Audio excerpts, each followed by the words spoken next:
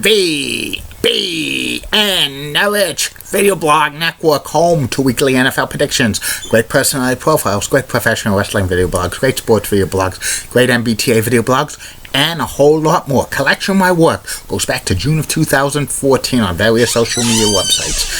VBN, the only video blog on the internet that matters. Time now is 8:09 in the evening in Berwick, Massachusetts. It's Friday, April 21st, 2017.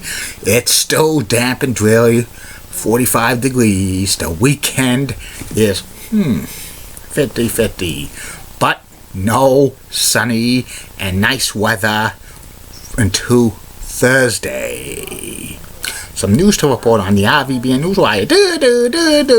San Francisco Giants ace pitcher Madison Bumgarner landed on the disabled list because he suffered some injuries on a dirt bike accident. He's going to miss some significant time. That's not good. And the NHL has announced its finalist for the Norris Trophy for Best Defenseman. Senators captain Erik Karlsson, Tampa Bay Lightning D-man Victor Hedman, and San Jose Sharks alternate captain Brent Burns, picking Brent Burns to win it easily. That's about it on news from the RVBN Newswire. Back in flash with my third and final video blog of the night, which will be about the WWE MSG House Show card results from 4/25/1988. But first, these messages. Tomorrow on RVBN, 3 more video blogs for your entertainment. First video blog will be about my last personality profile of the month of April. It is about the late great former Memphis wrestling announcer Corey Macklin. Second video blog of the day will be about the SI Media podcast by Richard Dice.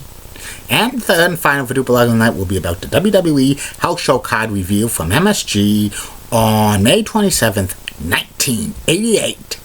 Stay tuned.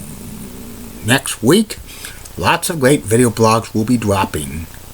Check it out. I'm back.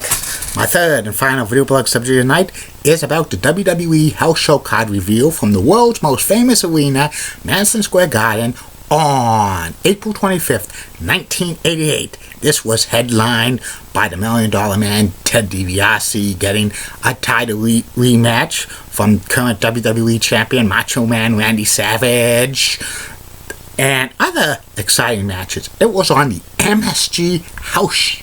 Was on the MSG network, called by Gorilla Monsoon and His Lordship Alfred Hayes. This will be the final Madison Square Garden House Show card. Gorilla Monsoon would call in for about a year. He would do SummerSlam 1988 at Madison Square Garden, but that's not a house show, it's pay-per-view. I already reviewed that, so we're not going to be reviewing something I already reviewed. We don't want to rehash stuff. And this is what happened on the house show on that night. The first match was Steve Lombardi, who wasn't the Brooklyn Brawler, facing off against Brady Boone. Both of these wrestlers were jobbers.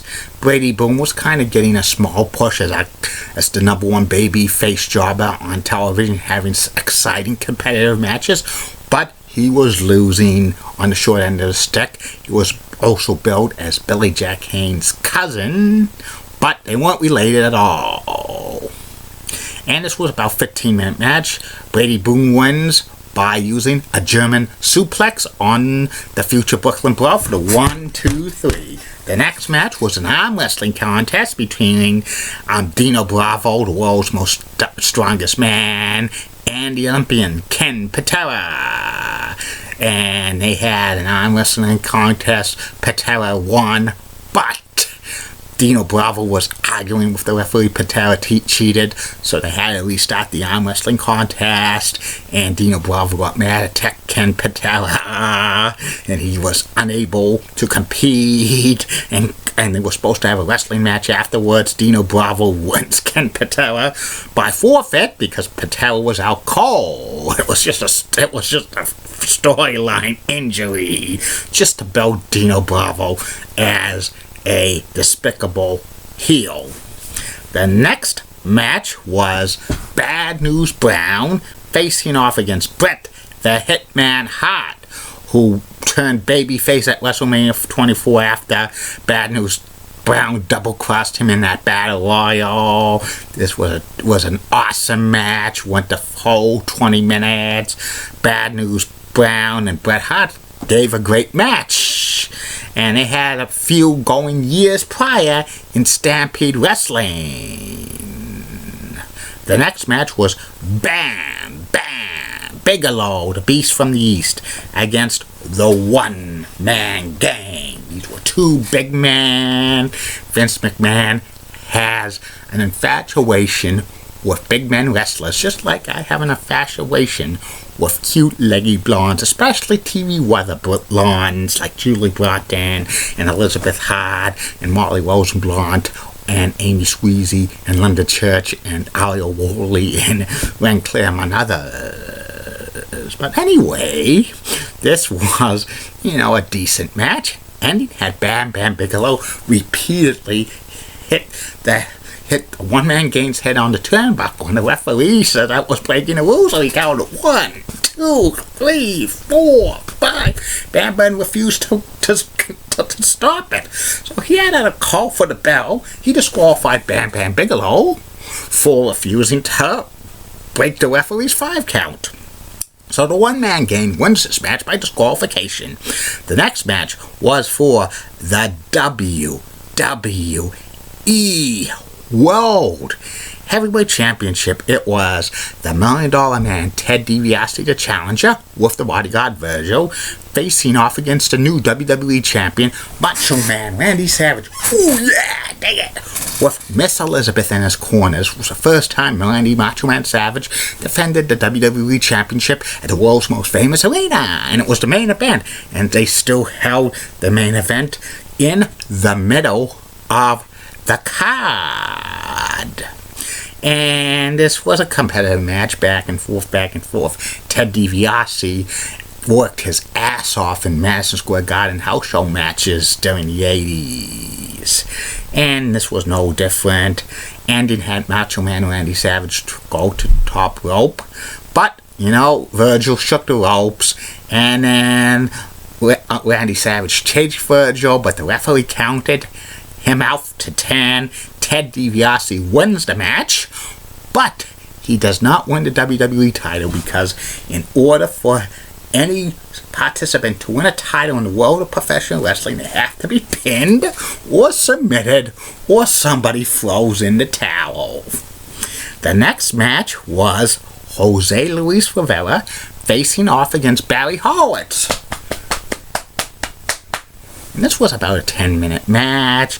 Barry Horowitz wins with a side Russian leg sweep. Probably one of the first matches Barry Horowitz wins on television. It was not nationally televised. It was just on Madison Square Garden Network.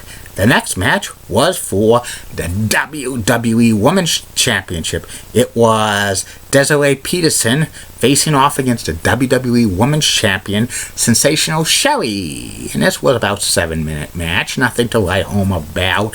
Sherry retains the title by delivering an Irish whip and a takedown using Desiree's hair for 1, 2, 3.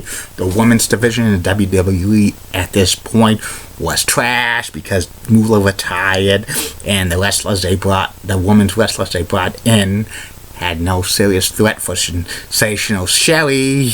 And Sherry at this time had to act as a double, playing Peggy Sue, the Honky Tonk Man's girlfriend, wearing a blonde wig.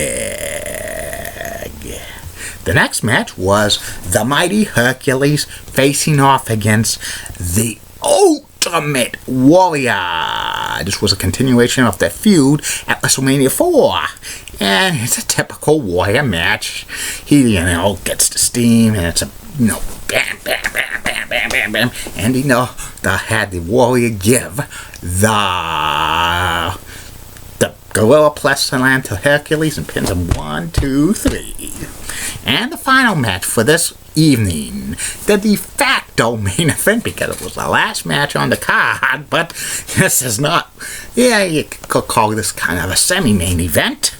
It was Strikeforce, Tito Santana, and Rick Martel getting the clause in the contract to get their a rematch to get the titles back from Demolition, Axe, and Smash with Mr. Fuji. This was about a 7-minute match. Strikeforce, Tito Santana was ready to put the figure 4 leg lock on Smash, but the referee was distracted by Martel and Axe, and Mr. Fuji hits the cane to Tito Santana. Referee doesn't see it, and Smash rolls over Tito for the 1, 2, 3. So Demolition retains the WWE Championship, and even though Demolition were heels, they were getting a good face pop. They would eventually turn face at Survivor Series 1998.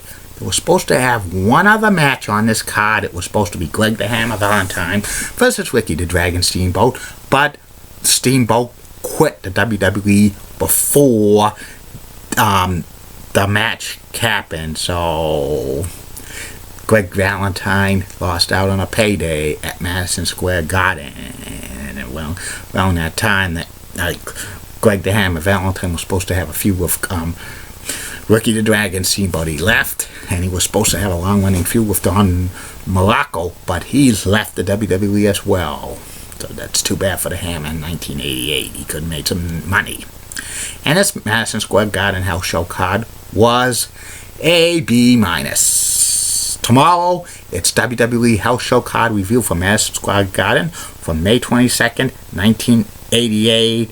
Another rematch for the WWE Championship. Randy Savage against Ted DiBiase, plus other exciting matches. I'll be back tomorrow, Facebook, YouTube, Twitter, and Google+, with 3 more entertaining video blogs for you. Keep calm, everybody. I'm a Julie Benning guy. Marley Rosebell, WCCO, Accidents, Nice Likes. Elizabeth Hasso, so stunning, she's best. Amy Schweez is awesome. Awesome Amy. And Church of WPI, Channel 11, New York, such a Viking Cougars, got the best legs in New York City, Barnard. Bob Gibbs of ABC 11 has sweet southern accent, best legs in Raleigh, North Carolina. Jamie Hirsch of the NHL Network is awesome. Lauren Shahadi of the MLB Network is awesome, and she just got nice legs. And in the words of Sean Lucha, get out.